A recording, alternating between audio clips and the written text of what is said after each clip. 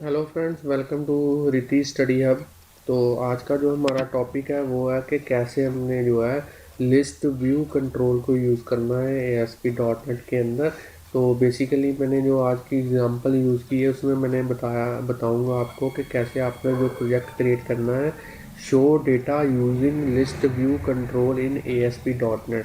तो ये आप जो डेटा सारा देख रहे हैं ये मैंने लिस्ट व्यू के थ्रू डिस्प्ले करवाया है। तो लिस्ट व्यू बेसिकली एक ग्रिड व्यू की तरह ही कंट्रोल है, मगर इसकी जो फ्लेक्सिबिलिटी है वो ग्रिड व्यू से काफ़ी अच्छी है।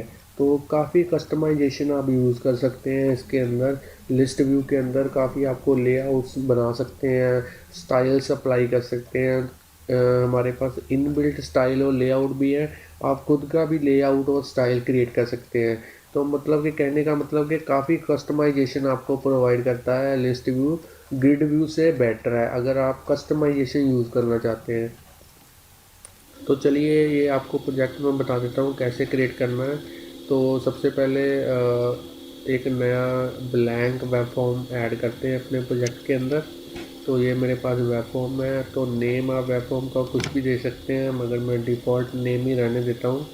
इसको ऐड कर देता हूँ, इसके डिज़ाइन व्यू में जाता हूँ और सबसे पहले टूल बॉक्स में से एक कंट्रोल को ऐड करते हैं वेब फॉर्म के ऊपर। उसका नाम है लेबल। इसके ऊपर डबल क्लिक करने से ये वेब फॉर्म के ऊपर इंसर्ट हो जाता है। तो यहाँ पे मैं लिखूँगा हरिति स्टडी हब। तो इसका मैं फॉन्ट चेंज कर देता हूँ, जस्ट चैनल की प्रमोशन के लिए यूज़ कर रहा हूँ। आप अपने अकॉर्डिंगली अपने प्रोजेक्ट के अकॉर्डिंगली यहाँ पे लिख सकते हैं, show data using list view control इन ASP.NET। तो अब मैं अपना कंट्रोल यूज़ करूँगा। जो मेन मेरा कंट्रोल है वो है डेटा के अंदर लिस्ट व्यू कंट्रोल। इसके ऊपर डबल क्लिक करूँगा, ये कोड जो लिस्ट व्यू कंट्रोल है मेरा वो मेरे वेब फॉर्म के ऊपर इंसर्ट हो गया है। तो अब उसके बाद मैं यूज़ करूँगा SQL डेटा सोर्स डेटाबेस के साथ कनेक्टिविटी करवाने के लिए। तो इससे पहले फ्रेंड्स के मैं आपको आगे अपना प्रोजेक्ट कॉन्फ़िगर करना बताऊं, तो आपको थ्योरेटिकली थोड़ा सा दो तीन पॉइंट मैं बता देता हूं लिस्ट व्यू के बारे में। तो मेरे पास ऑलरेडी एक PDF बनी हुई है। तो ये वाली PDF जो है मैं डिस्क्रिप्शन में दे दूंगा, आप वहाँ से भी डाउनलोड कर सकते हैं। अगर आप यहाँ पे नोट डाउन करना चाहते हैं तो वीडियो को पॉज करके यहाँ पे ही आप नोट डाउन कर सकते हैं। तो सबसे पहले जो पॉइंट है कि एक्सट्रीमली फ्लेक्सिबल कंट्रोल है, ग्रिड व्यू की तरह ही है, मगर इसकी जो फ्लेक्सिबिलिटी है ग्रिड व्यू से काफ़ी अच्छी है।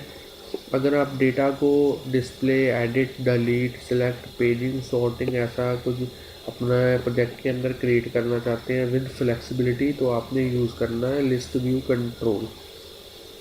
तो एक डेटा बाउंड कंट्रोल भी है, ये डेटा को डिस्प्ले करने के लिए यूज़ करते हैं फ्रॉम डेटा सोर्सेज।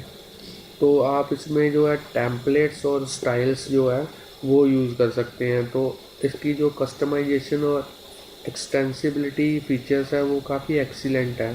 तो इसको हम डेटा को इंसर्ट करने के लिए भी यूज़ कर सकते हैं। और जो कुछ भी आपने लिस्ट व्यू के थ्रू करना है वो सारा टेम्पलेट ड्रिवन होगा। टेम्पलेट का मतलब है आपको HTML की कोडिंग करनी पड़ेगी, या फिर आपको जो बने बनाए हमें टेम्पलेट्स मिलते हैं इस लिस्ट व्यू के अंदर वो यूज़ करने पड़ेंगे। तो चलिए इसको क्लोज़ कर देता हूँ, प्रोजेक्ट की ओर चलते हैं। तो डेटाबेस के साथ कनेक्टिविटी करवाने के लिए SQL डेटा सोर्स की मैं आपको सबसे पहले इसका डेटाबेस दिखा देता हूँ कि कैसा डेटाबेस जो है मैंने यूज़ कर रहा हूँ इस प्रोजेक्ट के अंदर। तो ये मेरा बैकएंड के लिए जो मैंने डेटाबेस यूज़ किया है वो SQL सर्वर का डेटाबेस है। तो मैं SQL सर्वर 2005 यूज़ कर रहा हूँ। ये मेरे सर्वर का नाम है विकास PC SQL एक्सप्रेस। जो कनेक्टिविटी मैं यूज़ कर रहा हूँ ऑथेंटिकेशन वो है विंडोज़ ऑथेंटिकेशन, इसलिए मुझे यूज़र नेम पासवर्ड एंटर करने की ज़रूरत नहीं है। इसके साथ कनेक्ट करते हैं। तो ये मेरा SQL सर्वर के साथ कनेक्टिविटी हो चुकी है। तो आइए आपको डेटाबेस दिखा देता हूँ कैसा डेटाबेस मैंने यूज़ किया है। तो मैंने जो डेटाबेस यूज़ किया है उसका नाम है स्टूडेंट डेटा। इसके अंदर जो मैंने टेबल यूज़ किया है वो है स्टूडेंट इन्फो टेबल। तो इसका जो डिज़ाइन है मैं दिखा देता हूँ आपको कैसा डिज़ाइन मैंने यूज़ किया है।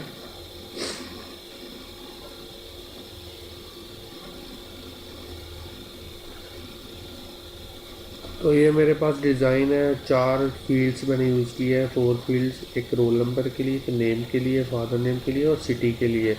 तो यहाँ पे वीडियो को पॉज करके आप उसको नोट डाउन कर सकते हैं। तो चलिए इसको देख लेते हैं कि इसके अंदर जो मैंने डेटा ऑलरेडी एंटर कर रखा है कैसा डेटा है। तो ये डेटा जो है मैंने ऑलरेडी एंटर किया हुआ है। तो आप भी ऐसा डेटाबेस और टेबल क्रिएट कर लेना। तो चलिए इसको क्लोज़ कर देते हैं। तो इसको कॉन्फ़िगर कर लेते हैं। सबसे पहले configure data source new connection, और यहाँ पे मैं लिखता हूँ विकास पीसी एसक्यूएल एक्सप्रेस, और नीचे से मैं यूज़ कर लेता हूँ अपने डेटाबेस का नाम। एक बार टेस्ट करके देख लेते हैं, बिल्कुल ठीक है। Okay okay, next next. तो ये मेरा डेटा टेबल जो टेबल है ऑलरेडी सिलेक्टेड है। तो ये ऑप्शंस को मैं डिफ़ॉल्ट ही रहने देता हूँ, नेक्स्ट कर देता हूँ और बाद में फिनिश। तो ये मेरा सीक्वल डेटा सोर्स है जो वो कॉन्फ़िगर हो चुका है। तो चलिए अब लिस्ट व्यू को एक बार कॉन्फ़िगर कर लेते हैं। सबसे पहले डेटा सोर्स को सिलेक्ट करते हैं। यहाँ से मैं सिलेक्ट करूँगा एसक्यूएल डेटा सोर्स 1, और उसके बाद में इसको कॉन्फ़िगर करने के लिए आप कॉन्फ़िगर लिस्ट व्यू में क्लिक करें। तो यहाँ पे मेरे पास जो बने बनाए लेआउट्स हैं वो आ गए हैं सारे। तो इनमें से मैं कोई भी लेआउट यूज़ कर सकता हूँ। तो सबसे पहले मैं आपको ग्रिड वाला लेआउट यूज़ करके बता देता हूँ। उसके बाद में आप इसके स्टाइल्स यूज़ कर सकते हैं और ख़ुद के स्टाइल से भी क्रिएट कर सकते हैं। तो मैं अभी इनबिल्ट ही जो मेरे पास स्टाइल है उसको यूज़ कर लेता हूँ, इसको ओके कर देता हूँ। तो आप यहाँ देखिए जो हेडर के अंदर है वो मेरे कॉलम नेम है वो टेबल वाले आ रहे हैं। इसको चेंज करने के लिए मैं इसके सोर्स के अंदर जाऊँगा। तो ये देखिए ये सारी जो कोडिंग है आप देख रहे हैं यहाँ से लेके नीचे तक, यहाँ तक वो अपने आप हो चुकी है। तो ये हमारे जो टेम्पलेट है उसकी अकॉर्डिंगली कोडिंग आ गई है। आप कोडिंग को चेंज भी कर सकते हैं।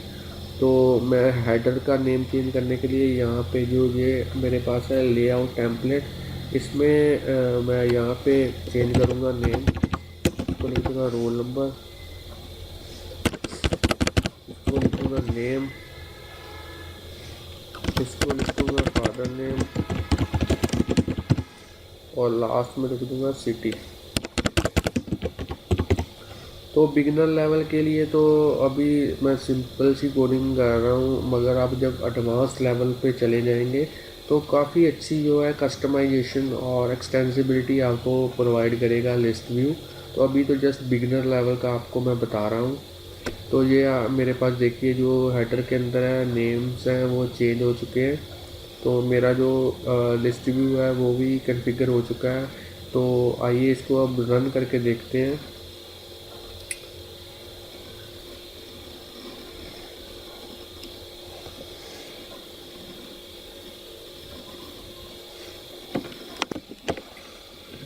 तो फ्रेंड्स स्टूडेंट जो मेरा प्रोजेक्ट है वो रन हो चुका है। तो आप देख सकते हैं जो हेडिंग है वो है heading show data using list view control इन ASP.NET। तो ये जो सारा डेटा आपके सामने डिस्प्ले हुआ है ये मैंने लिस्ट व्यू के साथ डिस्प्ले करवाया है। तो thank friends for watching video. अगर आपको इस चैनल की वीडियो अच्छी लगती है तो आप वीडियोस को लाइक शेयर और कमेंट करना मत भूलें।